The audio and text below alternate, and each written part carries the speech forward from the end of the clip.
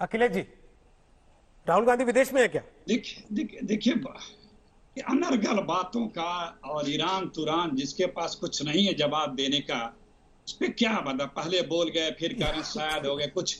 सिर्फ झूठ बोलने वालों का कोई जवाब नहीं। तो बीजेपी बड़ी झूठी पार्टी, इसका कोई अंत नहीं है झूठ बोलने का। आजकल बीजिंग जनता पार्टी हो गई चाइना के तरफ। अभी मोदी से कहो मोदी जी या चीन बोल दो, चीन। अच्छा। मन की बात बोलेंगे, कोई बीच में बोल दे मोदी जी चीन बोल दीजिए, भाग जाएंगे। मन की बात बीच में छोड़ देंगे। अगर किसी ने कह दिया मोदी जी चीन बोल दीजिए, चीन एक सब चीन का उच्चारण कर दीजिए। बात राजस्थान की हो रही है। तहल शुरू किया था राफेल से, तहलका में आ गया ना जजमेंट, आ गया ना तहलका का। एक दिन जिस दिन राफेल की जांच और उसके ऊपर मुकदमे चलेगी, भले 30 साल 20 साल लग जाएंगे, पता लगेगा। याद रखना, अब आपको मैं अभी बता दे रहा हूं। दूसरी बात रोहित जी, ये प्रकृति का नियम है। हर मूढ़ व्यक्ति अपने से ज्ञानी व्यक्ति के ऊपर लांछन लगाता है और उससे अपनी जब कुछ नहीं कर पाता है अपनी बौद्धिकता क्षमता के अनुरूप, तो वो उसे अपशब्दों का प्रयोग करता है और उससे घबराते हुए नाना प्रकार की बातें करता है। वही आचरण है रोजाना की बीजेपी के नेताओं का। राहुल गांधी से किसी भी बात का किसी भी मुकाम पे मुकाबला कर ही नहीं सकते ये लोग, किसी भी कोई भी हो बीजेपी में। आदरणीय मोदी जी से लगाए यहां तक। पर क्या वो वाकई विदेश में करना है, क्या जैसा है ये आरोप लगा ये क्या जो वाकई है इन्होंने ये 1 घंटे इसी का की वीडियो बात। बना दिया है और हर रोज उसके टुकड़े रिलीज होते हैं? मैं बात दरअसल में ये है कि वो हमारे देश की संप्रभुता अखंडता की बात है, उस पर बात क्यों नहीं की जाती है, क्यों नहीं स्वीकारते हैं? यही है मोदी जी की खूबी बीजेपी की कि हम स्वीकारेंगे ही नहीं तो उसे प्राप्त करने या उसे मीट आउट करने या उसको पूर्ण करने की जिम्मेदारी भी नहीं रहेगी। बात खत्म। अन्यथा एक चुनौती हो जाएगी ना कि मैंने स्वीकारा है तो चुनौती स्वीकारी है, उसे प्राप्त करना है, उसे पूर्ण करना है, तो उसे स्वीकारो ही मत। आपने इनकी चुनौती स्वीकार की है जो इन्होंने आपको चुनौती दी?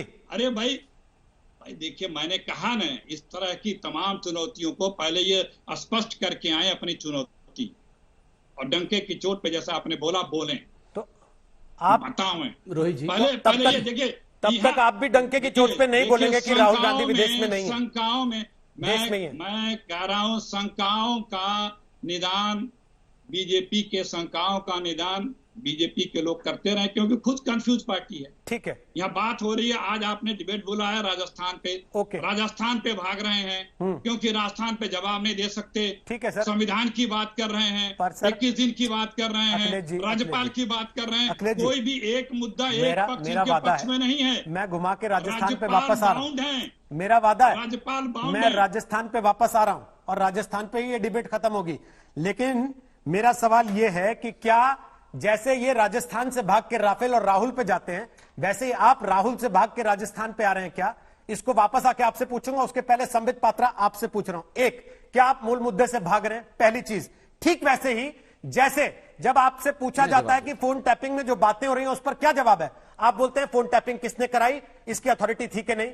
आपसे पूछा जाता है राज्यपाल जो कर रहे हैं वो केंद्र के दबाव में तो नहीं कर रहे हैं, आप पूछते हैं राहुल गांधी विदेश में है कि नहीं, ये बताओ।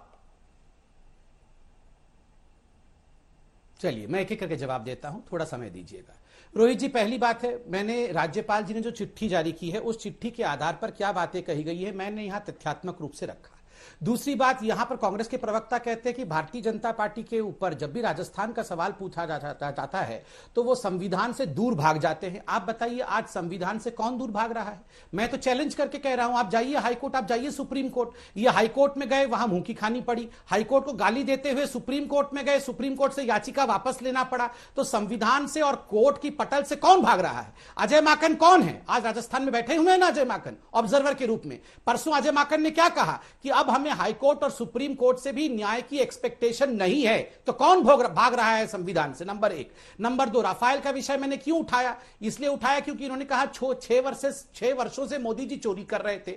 मैं यहां बताना चाहता हूं कि अगर संविधान पे विश्वास है, और अभी ये कह रहे थे अगर जांच हो जाएगी, अगर कोर्ट में राफेल चला जाएगा तो क्या होगा? तो क्या होगा? राहुल गांधी फिर से माफी मांगेंगे। माफी मांगे थे ना जाके नाक रगड़ के कोर्ट में झूठ बोलने के कारण। चौथी बात, यहां पर एक सच्चाई तो इन्होंने कह दिया। इन्होंने कहा कि जो मूढ़ व्यक्ति, मूढ़ मतलब मूर्ख होता है, मूढ़ व्यक्ति होता है, वो ज्ञानी पर आरोप लगाता है। बिल्कुल सही बात है एक मूढ़ व्यक्ति, है एक मूर्खा व्यक्ति जो बार बार आरोप लगाता है और फिर माफी मांगते रहता है। और चौथी बात, मैंने राहुल गांधी की बात क्यों कही विदेश जाने की, क्योंकि आज चाहे गहलोत जी हो चाहे इनके सारे प्रवक्ता हो, ये अटैक करते हैं मोदी जी के ऊपर।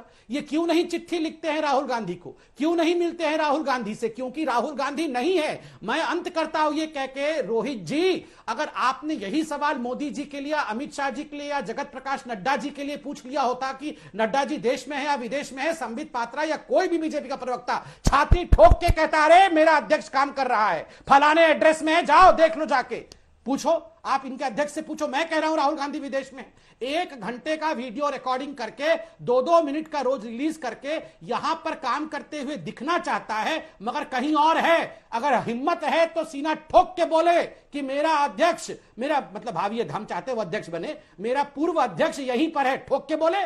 मैं ठोक के बोलता हूं मेरा अध्यक्ष यहीं पे है। नमस्कार, मैं हूं अंजना ओम कश्यप। हमें उम्मीद है ये वीडियो आपको पसंद आया होगा। लेटेस्ट खबरों के लिए यूं ही देखते रहिए आज तक, और इस वीडियो के पसंद आने पर लाइक, शेयर एंड सब्सक्राइब करना ना भूलें।